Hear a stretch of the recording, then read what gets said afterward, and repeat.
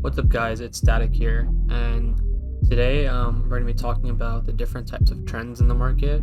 But before we get into it, I just wanted to say I hope you guys are enjoying the content. I actually wanted to upload another video sooner, but had some things get in the way. But I hope you guys are enjoying these videos, and I hope you guys find them helpful. Like always, if you have any questions or concerns in the comments, anything that you want me to answer, just comment it down below and I'll be sure to get back to you, and hopefully this was helpful to you. But yeah, let's get into it. Today we're going to be talking about the different trends in the market. I think it's very important to identify what trend the market is in, so you know what to do and what not to do, right? There's things that are appropriate to do in certain scenarios in the market, and those scenarios are based on how the market is trending. And understanding that, like, what type of trend you're in the macro and the micro is very important. Obviously, macro being the larger, bigger picture trend, and the micro being smaller, shorter picture trend. So this is just the basic idea of or basic generalization of how the market works. There's the uptrend, right? As we see the market climbing up, and then we see the sideways trend, where the market is in a consolidation period where there's no climbing and it's just trading between two areas. And then there's the downtrend, where the market is falling down and we just see a move down. Obviously, none of these moves are just straight up and down, right? There's obviously pullbacks, right? But the overall trend is downwards, as you can see. So we're going to be getting deeper into each type of trend and what to look for to identify the trend. Obviously, these trends aren't going to be very cut and clear all the time. So you're going to have to look at the bigger picture and really identify what's going on using some of the key things that we're going to talk about. All right, guys. So the first thing we're going to be looking at is the uptrend. And so this is what happens when the general market is going upwards. And so basically we see price obviously moving up, but there's going to be these pullbacks that come in between. And so how do we differentiate between an uptrend or a downtrend if there are still pullbacks coming in? It's very intuitive, actually. So what you want to see is you want to identify these highs, right? So obviously there's going to be a high right here, right? And there's another high and another high, right? And you know that you're in an uptrend when you see a high being created, and then the following high is higher than the last high. As you can see, this is the previous high, but the next high is higher than the last high, right? And so that's when you know when your highs are getting higher, the market is overall pushing up. And in conjunction to this, we also see our lows, as we can see here. The lows are also getting higher, and that means that anytime the price pulls back, it's being supported at a higher level. And so this indicates that each pivot point in the market, compared to the last pivot point, it's getting higher. And so that's what creates an overall uptrend, right? Seeing that each pivot point is higher than the previous pivot point. And so that's what helps us understand that this market is channeling upwards, thus creating the uptrend. Okay, so the next trend we're going to be looking at is the sideways trend. You can also call this a consolidation phase in the market, sideways trading. That's basically generally what it's called. Those two things, sideways trading or consolidation. And in this type of market environment or trend, we see that the price is just basically trading between two areas.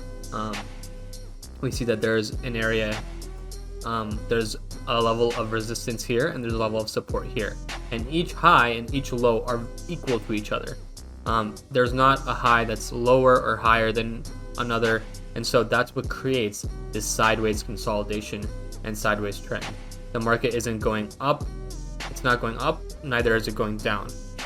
There's just stability in the market right now, and there's a pause. So you can see this trend happening following a downtrend or an uptrend, but there's a period where the market needs to breathe and price needs to stabilize, and that is what happens in this period.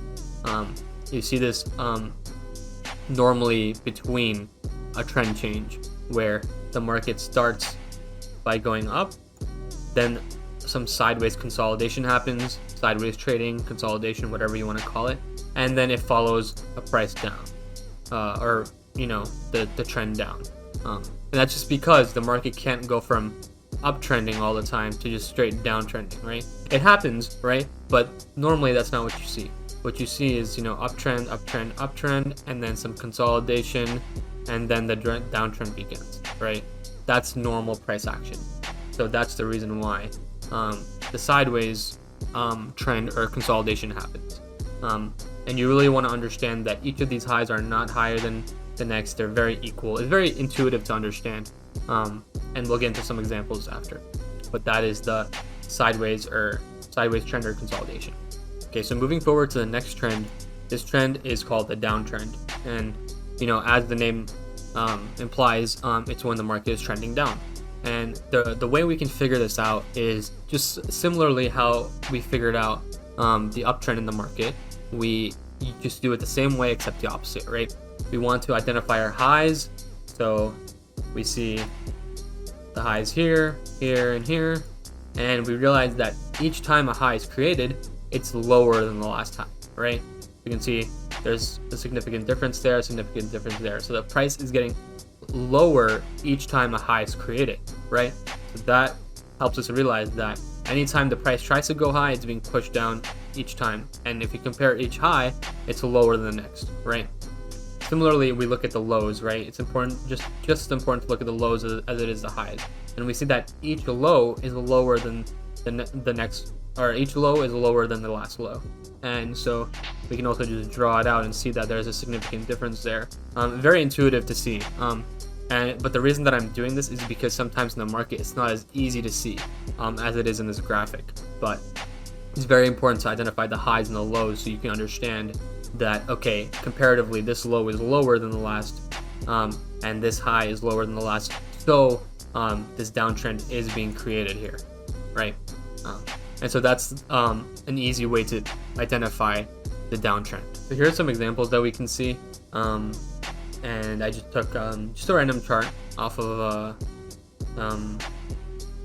Google, just so you get an understanding of how authentic price action moves, right? It's not going to be as clear as that graphic indicated, right? Sometimes price moves in very odd ways that are not traditional, right?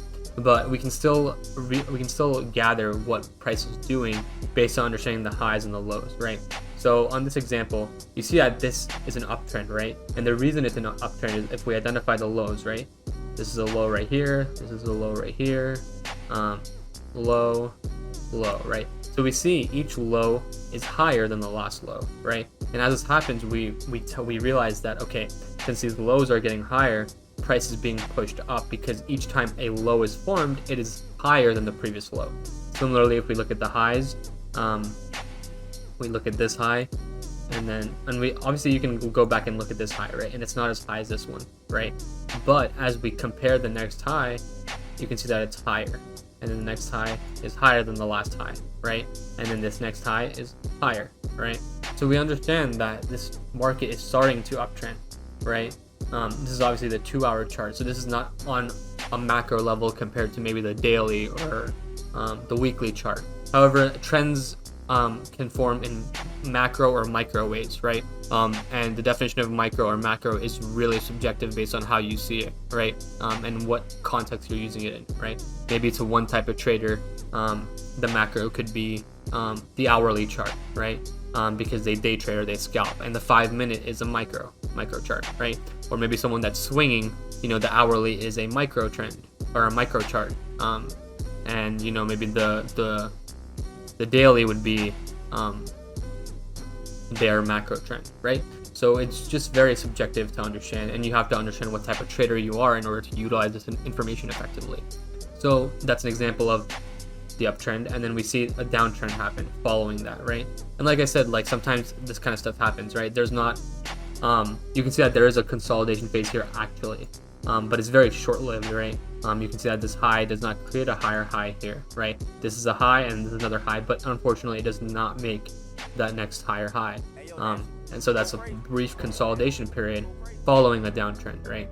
And then this downtrend can obviously be identified looking at this previous low, and we we mark the next low, right?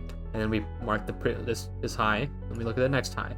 Obviously, this high compared to this high is higher, and this high is lower. So we understand that, okay, the next high that's created is a lower high, right? And then we see the next high way down here, and the next low down here, right? So we can understand that this is a downtrend, right?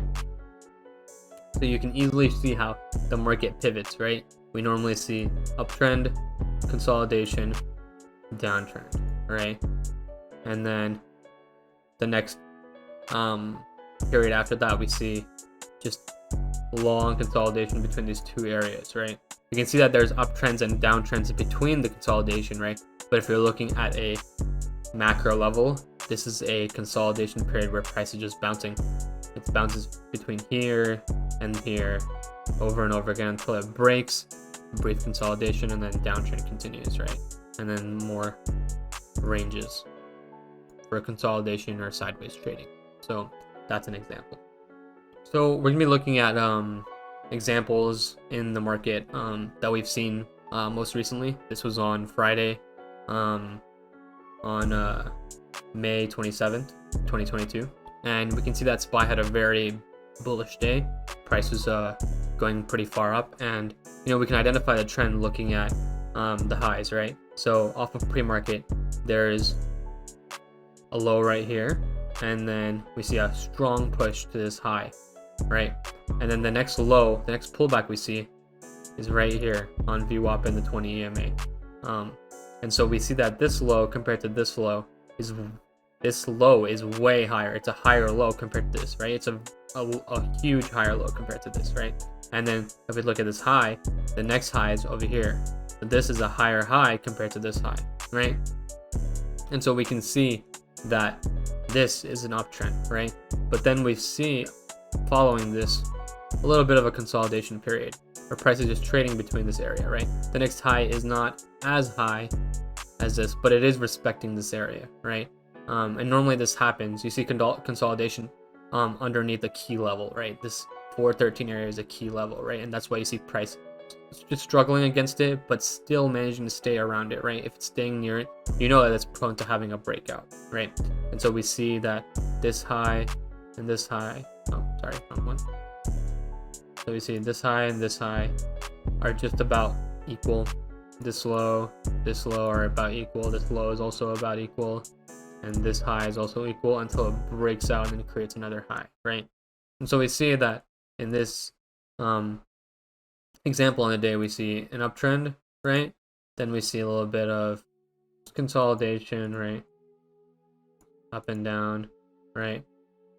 And until we see a move up again, right? And that's common to happen, right? Like, you cannot just be bullish all day and just go straight up, right?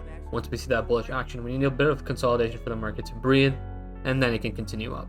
That's an example of how you can use market trends to identify what's going on. And I think it's very important to understand it at a micro level and a macro level as well. This type of information can be used all the time, especially looking at what type of market we're in currently. You can tell that I've drawn this, and obviously we're in a bear market compared to the weekly on SPY. Not sure why this is not showing everything, but there we go. You can see that we have always been in a huge uptrend, and then we saw a bit of not even like straight consolidate. There's some consolidation right here actually, and then we see the downtrend starting to happen, right? This high is a lower, this high is a high, and this high is a lower high, right? And we're starting to see the lower lows happen. So understanding that we are in a bearish market is very important, because you do not want to have a bias, right? Having a bias is like one of the worst things you can do. You just want to trade what's in front of you and what is happening, right? What the chart is telling you. So understanding that we are in a bearish